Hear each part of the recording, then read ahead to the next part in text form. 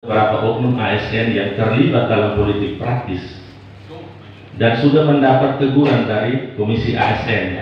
Sanksinya sudah ada ringan, ada sedang. Pertanyaan saya, tindak lanjutnya seperti apa? Pernah saya menonton, saya lihat di media, Pak Bupati sempat diwawancarai terkait hal tersebut. Sambil tertawa Pak Bupati mengatakan, kalau pangkatnya turun, otomatis jabatannya juga harus turun. Itu aja kok repot. Tapi sampai dengan saat ini, oknum-oknum tersebut saya lihat tidak ada yang turun.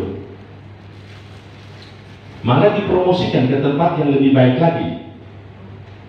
Ingat loh Pak Bupati, sudah buat pernyataan ya harus dilaksanakan. Maaf Pak Bupati, saya pinjam sedikit Pak Bupati punya kata-kata yang sering saya nonton di YouTube. Mau tidak mau, suka tidak suka, mereka ini harus turun dari jabatannya supaya Pak Bupati tidak disebut sebagai ya isi sendiri. Saya mau ngomong tapi takut dosa.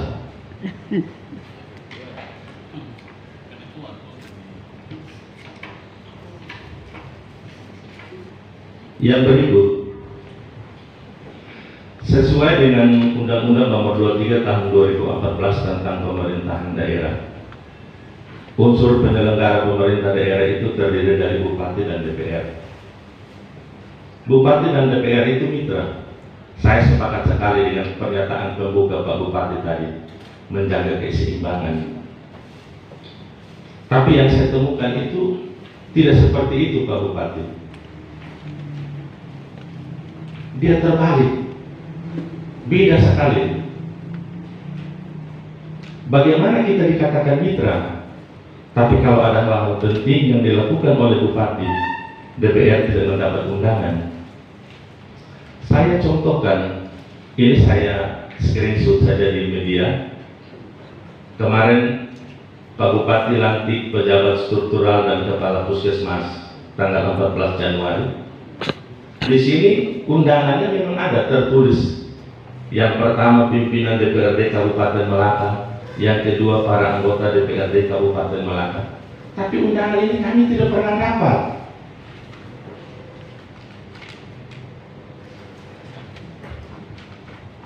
Sampai dengan kemarin open house juga kami tidak ada undangan. Kalau ada hal penting yang dilakukan oleh Bupati, DPR tidak tahu, bagaimana kita dikatakan kita itu mitra? Bagaimana bisa kita bilang kita menjaga keseimbangan? Dalam hal-hal seperti ini kami tidak dilibatkan. Apakah salah kalau kami juga tahu tentang informasi itu? Kami juga perlu tahu. Salahkah kalau kami tahu? Kita kan mitra. Apakah mitra tidak boleh untuk mengetahui itu? Kami tahu kewenangan itu ada di Bupati untuk proses mutasi itu. Tapi kan setidak-tidaknya kami mendapat informasi itu. Itu yang saya lihat selama ini sepertinya lembaga ini tidak dihargai. Saya contohkan lagi. Kemarin ada undangan untuk kita RDP terjadi di Jumat minggu lalu. Harusnya RDP itu terlaksana di hari Jumat itu. Hari Kamis kami mendapat surat, katanya RDP ditunda karena Bupati sedang berada di luar daerah. Tapi sorenya ada undangan lagi untuk DPR mengikuti proses pelantikan. Saya bingung, ini pembodohan atau apa? Pelecehan atau apa? Kalau tidak berada di tempat, ya tidak berada di tempat. Tapi kalau masih ada urusan yang mendesak, harus dilakukan dan menunda RDP, ya disampaikan saja. Suratnya Pak Bupati sedang berada di luar daerah, tapi kenyataannya Pak Bupati sedang melakukan pelantikan. Ini kalau menurut saya ini pelecehan terhadap lembaga ini. Jadi saya tidak menjudge, saya tidak menghakimi, saya hanya mau menyampaikan keadaan real yang terjadi selama ini. Jadi komunikasi antara Bupati dan DPRD saya rasa putus. Untuk sementara saya berani katakan komunikasi antara Bupati dan DPRD lagi tidak bagus-bagusnya.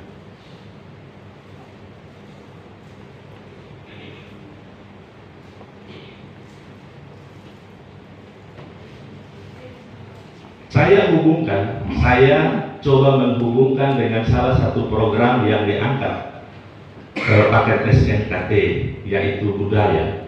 Kita mau ngomong berbudaya.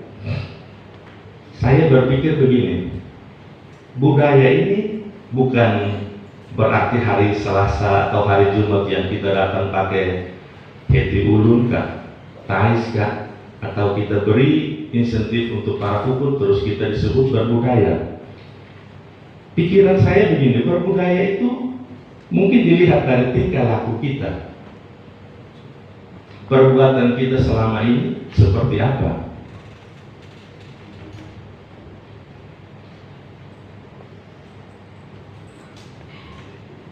Perbuatan kita itu yang mencerminkan kita berbudaya atau tidak. Melihat kondisi ini, masih pantaskah kita jalan keliling untuk berbicara tentang berbudaya? Berbudaya kalau seperti ini terus, saya sarankan untuk tutup mulut sudah. Berhenti sudah untuk ngomong budaya kalau kita masih seperti ini. Kita tidak ada hak neterhakai, kita tidak ada saling menghargai, jadi berhenti sudah. Karena perkataan dan perbuatan tidak sejalan.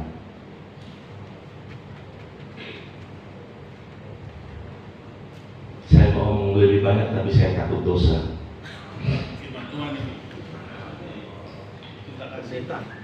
Ada kemarin satu lagi. Kemarin saya bersama teman-teman anggota DPRD yang lain, kami sengaja ke rumah sakit. Kami lihat gedung yang ada di sana. Kami sedikit banyak bercerita dengan BPK-nya terkait dengan kondisi bangunan yang ada. Menurut pengamatan saya, bangunan itu bisa diselesaikan 2 atau 3 bulan lagi. Masa kontraknya sudah selesai sebenarnya di 31 Desember. Tapi ada kesepakatan bersama dengan BPK untuk memperpanjang sampai dengan tanggal 28 Februari nanti. Kemarin kami secara kelakar kami tanya, kalau 28 Februari ini tidak selesai bagaimana bangunan ini? BPK-nya dengan tegas menjawab, kalau tidak selesai saya PHK. Jadi saya juga dengan nada kelakar saya bilang, berani tidak PHK ini kontraktor ini, karena ini orang kuat juga. Bisa tidak BPK PHK dia? Saya menunggu respon dari BPK dan tanggapan dari Pak Bupati seperti apa kalau memang sampai dengan tanggal 28 ini pekerjaan itu tidak selesai. Ada yang lebih lucu lagi Pak Bupati. Ada satu puskesmas di Kecamatan Weliman. Tidak salah pekerjaan ini sudah dilaksanakan dari tahun 2018 atau 2019. Dan sampai dengan sekarang, sampai dengan detik ini puskesmas itu belum selesai. Saya sering angkat di pandangan umum fraksi. Saya tidak tahu Pak Bupati baca apa tidak. Dan pernah saya minta untuk Pak Bupati untuk tindak tegas kontraktor yang sampai sekarang belum menyelesaikan pekerjaan tersebut. Saya mau tahu saja isi kontraknya seperti apa. Apa di dalam kontraknya itu mengatakan kalau pekerjaan itu dia kerja saja sampai selesai, tidak ada batas waktunya. Atau apakah pekerjaan itu ada jangka waktunya? Karena sudah dari 2018 sampai dengan saat ini belum selesai. Saya minta coba dihitung dendanya seperti apa. Jangan-jangan dendanya sudah melebihi dari pagu anggarannya, nilai kontraknya. Kalau memang sudah melebihi, suruh dia stop sudah. Saya juga tidak tahu prosesnya seperti apa, tapi kenyataan yang ada sampai dengan sekarang ini puskesmas itu belum selesai juga. Jadi saya minta untuk Pak Bupati untuk selesaikan ini, kalau bisa kontraktor tersebut kita kasih teguran atau kita kasih PHK, dan bila perlu kita blacklist karena sudah terlalu lama, sudah bertahun-tahun. Terus yang kedua, saya sedikit terbuka dan kompetitif di lingkungan instansi pemerintah. Di situ saya lihat di lampiran aparatur sipil negara yang diangkat dalam jabatan pimpinan tinggi dapat menduduki jabatan paling lama 5 tahun. Setelah 5 tahun sejak diangkat menjadi pejabat pimpinan tinggi, PPK dapat memperpanjang masa jabatan yang bersangkutan dengan terlebih dahulu melakukan evaluasi terhadap kinerja dan kompetensi yang bersangkutan dengan mempertimbangkan kebutuhan organisasi. Pertanyaan saya, kinerja dari aspek mana yang diukur sehingga sampai dengan saat ini kita susah sekali mendapatkan orang yang kompeten untuk menduduki Kadis P&K, Kadis Kesehatan, dan Kadis Pertanian, karena kita tahu selama ini semua hanya PLT. Apakah evaluasi itu sudah terjadi? Kalau memang evaluasi itu sudah terjadi, berarti tidak ada lagi PLT dan sudah definitif. Mohon penjelasan. Supaya langsung masuk. Saya kira begitu ya, supaya jangan sampai ada yang terlupakan. Karena pertanyaan Pak Henry ini banyak kok. Tapi Pak Bupati, teman mitra yang baik itu adalah selalu mengingatkan. Apa yang disampaikan Pak Henry itu adalah bagian dari mitra yang baik, mengingatkan pemerintah. Pak Bupati, silakan biar langsung respon. Oke, terima kasih Pak Henry Simung. Saya apresiasi apa yang disampaikan. Saya berbesar hati. Tadi saya juga sudah stressing Pak Henry. Saya juga bukan manusia sempurna.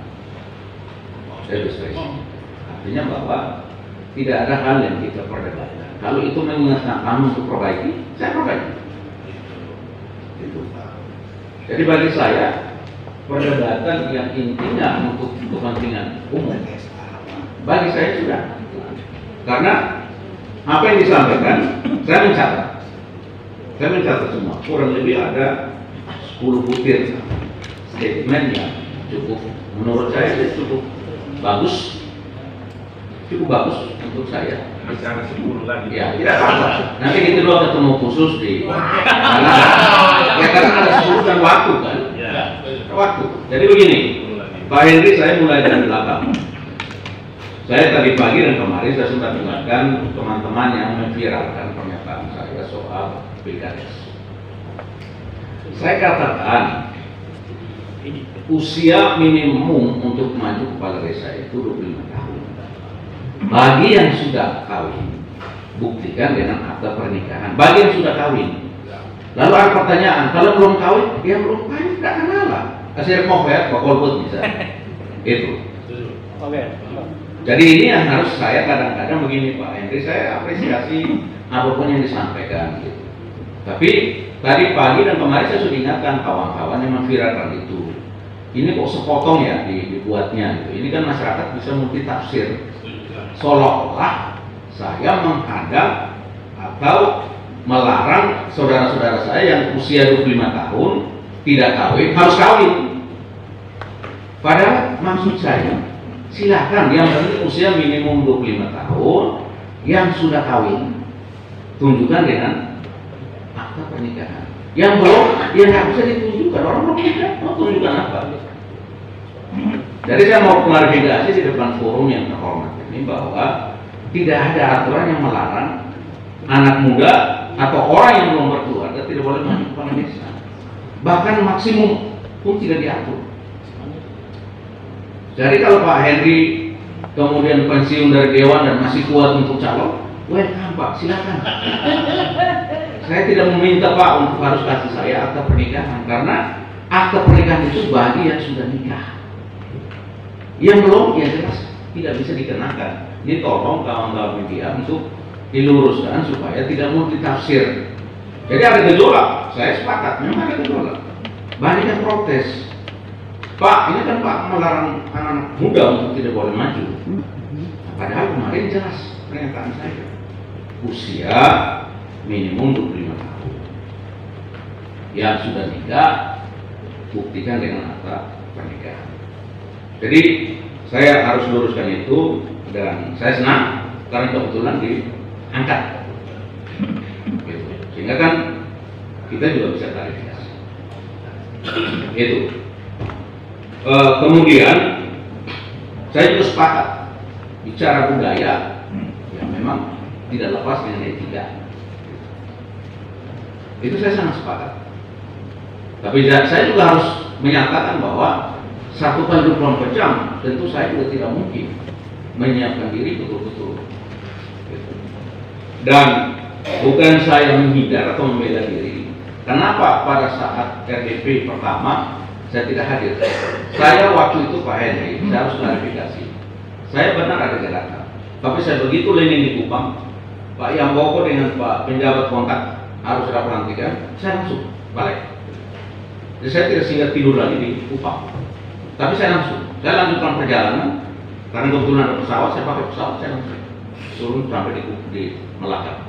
Dan ada kegiatan-kegiatan itu saya lakukan karena Pak, waktu itu juga saya didesak, apabila tidak ada penjabat sekda, maka gaji kawan-kawan juga tertunda.